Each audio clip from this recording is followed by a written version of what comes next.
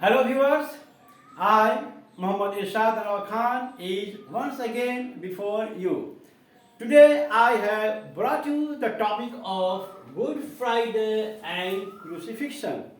I am going to tell you what happened on Good Friday. According to the Gospel of Mark, Jesus Christ, the prophet of Christians, was crucified on Friday morning, and just before sunset he was buried in the grave, and 2 days later, that is on early Sunday morning, he rose from the grave and he met with his disciples, lived with them, and spending many days with them, they went up to heaven.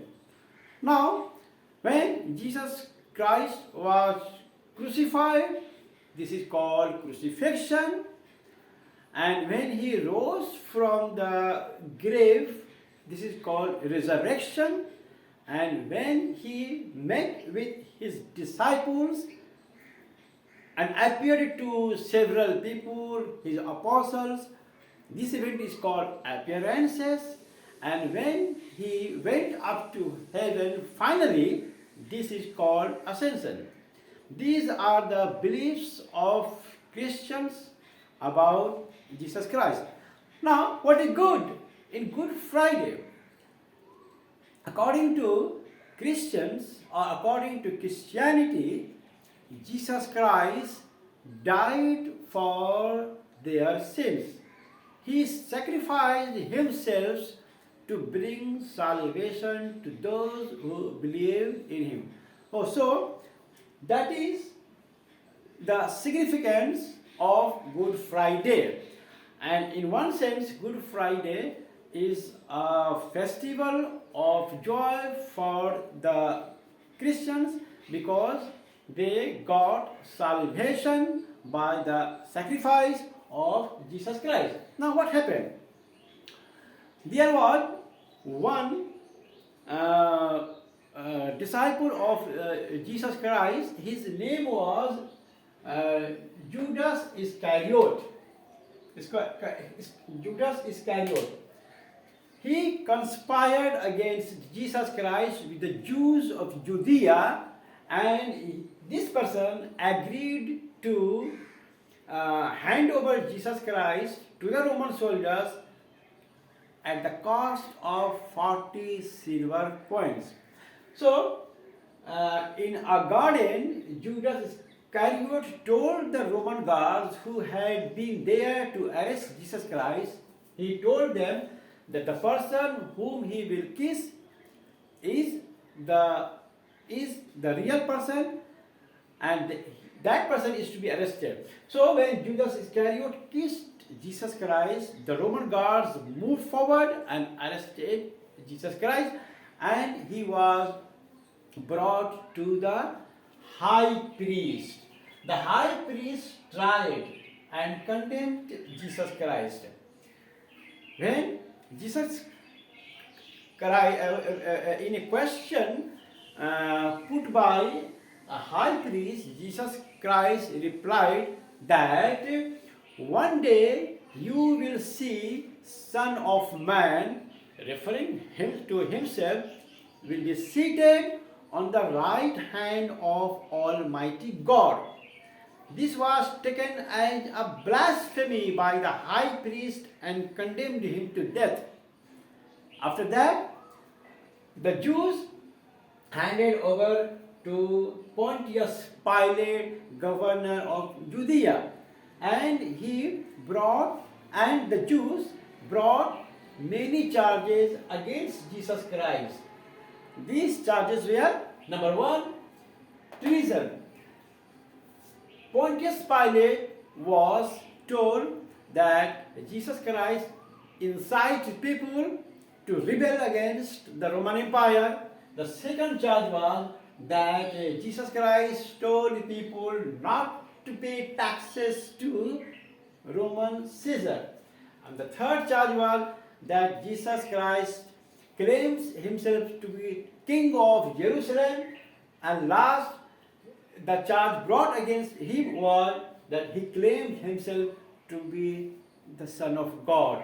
But truly speaking, all these charges leveled against Jesus Christ by the Jews were incorrect and wrong.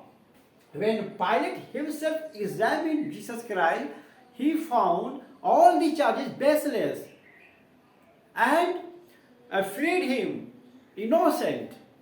But he feared that Jews might commit a riot and create anarchy in the Roman territory. He surrendered to the wishes of the Jews and told their Roman soldiers to crucify Jesus Christ, and Jesus Christ was crucified. He was crucified on the Friday afternoon, just before sunset, because the next day was going to be Sabbath. Saturday was going to be Sabbath, and according to Jewish rite, no work is done on that day. Two persons, Joseph of Arimathea and Nicodemus, perhaps they were disciples of Jesus Christ, came and brought down dead body of Jesus and buried him in a rocky grave near the place of Golgotha. And then they went away. Now on Sunday early morning, some women visitors reached the grave, and they were surprised to find the entrance to the grave open. They were further surprised to see that the dead body of Jesus Christ was not inside the tomb. It was an empty tomb. They were surprised. But the persons that were inside the tomb told these women visitors, including Mary Magdalene, that Jesus Christ has risen and he went away. Who were these persons? In several Gospels, there are several persons. For example, in one Gospel, angel reported. In another Gospel, two men clad in white reported. And in another Gospel, one young man dressed in white reported these women visitors that Jesus Christ rose from the dead. So, the resurrection theory is based upon the reporting of the persons of the grave. They are different in different Gospels. Or you may say, the resurrection theory is based upon the report of the women who visited the tomb. These women ran and told the disciples that Jesus rose from the grave, and they believed the story. Now, upon the theory of empty tomb, Jews and Christians fought over one another. Jews charged the Christians that the disciples stole away the dead body of Jesus Christ. On the other hand, to counter the charges, the Christians countercharges the Jews that the Jews bribed the Roman guards who were placed at the grave to keep silent and not to tell people the event of rising of Jesus. So these are the charges brought by Jews and Christians against one another. One thing I want to say, that the resurrection theory is based upon the reporting of these women, and these women vary in different gospels. Their numbers are not consistent. Even the names vary.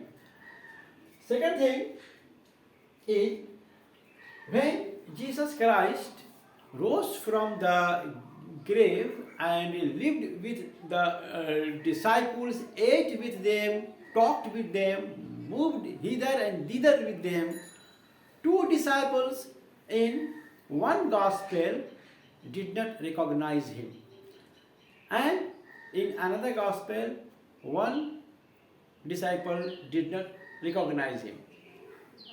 Why?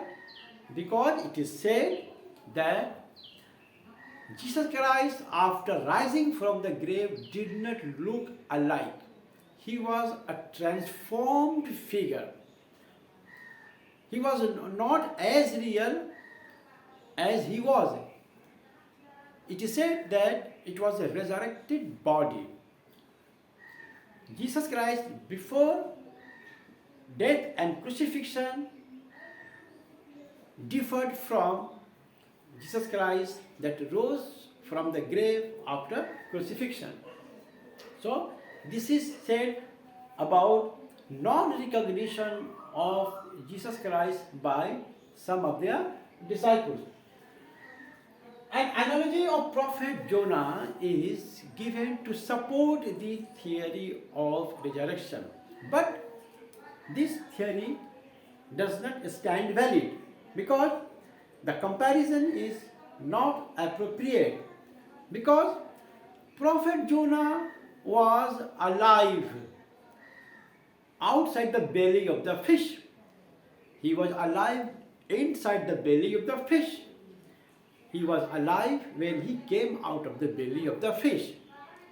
Whereas Jesus Christ was dead when outside the grave, and when he was buried into the grave, he was dead. So the analogy is not correct. One more evidence